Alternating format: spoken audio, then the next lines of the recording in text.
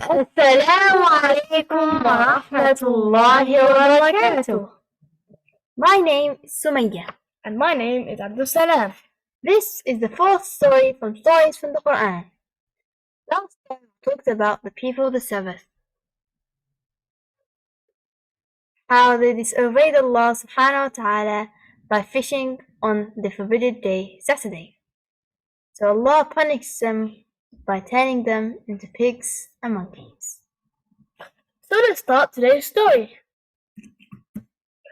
This story is based on Surah Buruj, referenced from Al-Bidayah wa Nihaya by Ibn Kathir.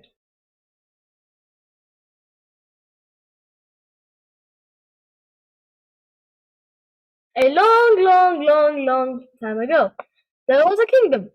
This kingdom was ruled by a king who forced everyone not to worship Allah subhanahu wa ta'ala, nor to worship idols. He forced them to worship him. The king himself wanted to be worshipped. Around the king were important people. They were so important for the king so that he could maintain his power. One of those men was a magician. He used to serve the king with his magic. And the other one was the king's very close friend. One day, the magician saw that he was getting old, and it was soon the time that he would have to leave this world. So he told the king, "As you can see, your majesty, I'm getting old. So bring me boys so that I can choose one of them and teach him all the magic tricks and spells that I know." So the king looked for the best boys he could find and took them to the magician. And the magician chose the best boy for the job. So that boy would leave his house early in the morning and would go to the magician who would teach him all the magic spells he needed to know.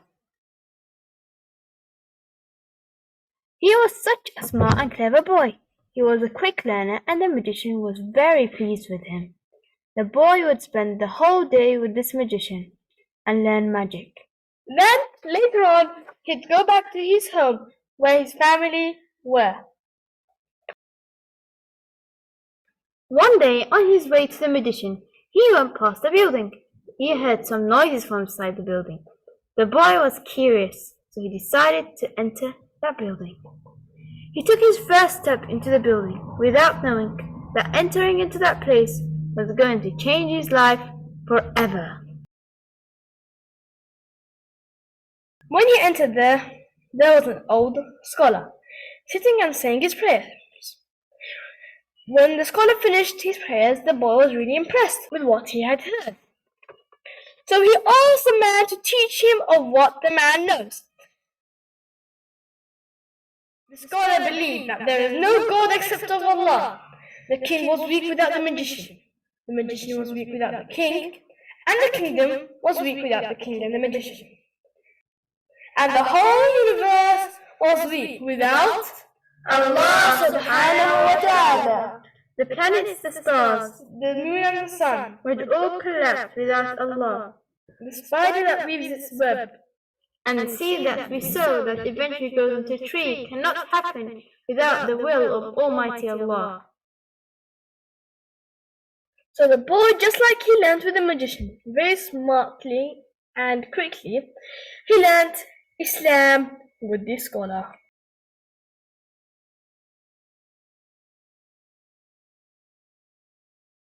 So his daily routine was, he'd leave his parents early in the morning. On his way to the magician, he'd stop by the scholar and learn about Islam. He'd go so interested that he spent hours and hours with him. When he's done, he'd go to the magician and would get scolded because he was so late.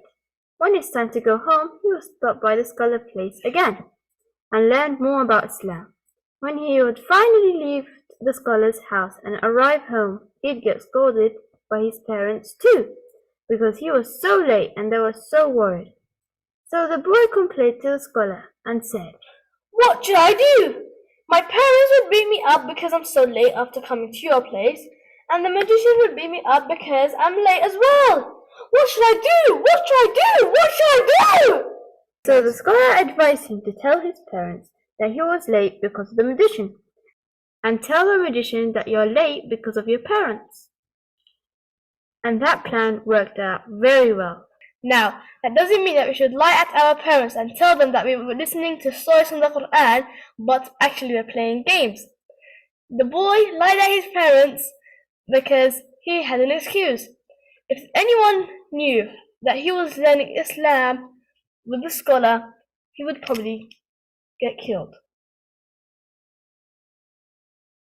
One day the boy was going out to the magician. When he came out, the road was blocked by a terrible beast.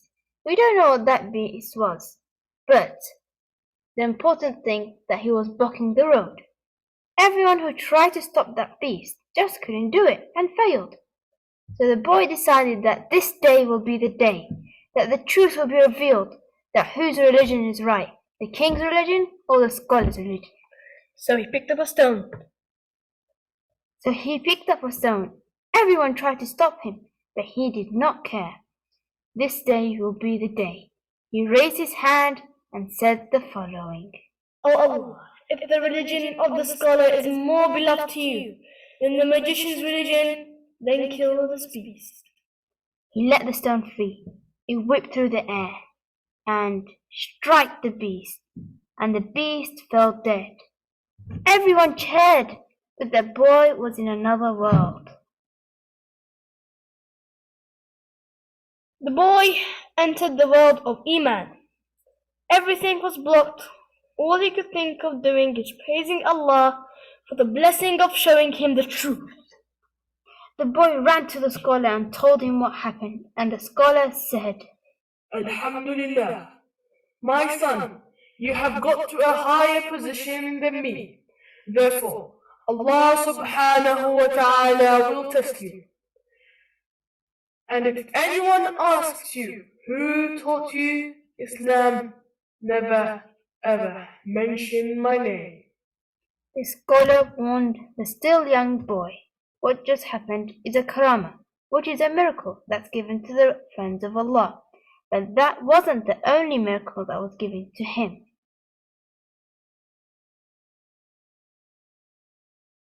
The other karama that was given to him is healing the sick and ill. People would come to him with illnesses. All he'd do is put his hands on the ill person and would make dua that Allah would heal him. There were so many people that wanted to be healed, and one of them was a very, very, very important person. That man was the king's friend. He came to the boy and told him, "Listen, young man, I heard that you have the ability to heal the sick and ill. As you can see, I became blind. So I offer you all of these gifts, gold and silver, for you to make me see the world again." The king's friend tried to brainwash the boy's mind with all of that gold and silver. The response of the young man was to be continued after Eid al-Fitr. Inshallah, we will know the rest of the story after Eid al-Fitr. Make sure that you join the live session, inshallah.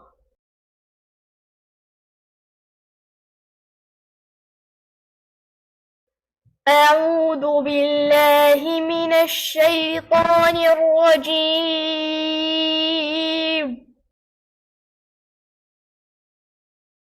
ويرزقه من حيث لا يحتسب ومن يتوكل على الله فهو حسبه إن الله بالغ أمره قد جعل الله لكل شيء قدرا. And Allah will provide for them an unexpected source. God will be enough for those who put their trust in Him. God achieves His purpose. God has set a due measure for everything.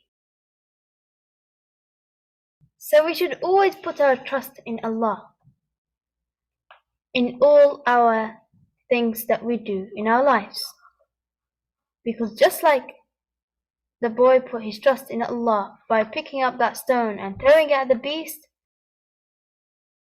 we should always put our trust in Allah just like that boy. Because at the end of the day, all we want is to enter Jannatul Firdaus together. Insha'Allah. For more information about getting to Al-Firdaus, Subscribe to do more good deeds give a like to studying the Quran and share your knowledge with the rest of the world. That's all for today's story. Thank you all for listening. We hope that we have all benefited from this story and that we will all start putting our trust in Allah. Wassalamu alaikum wa rahmatullahi wa barakatuh.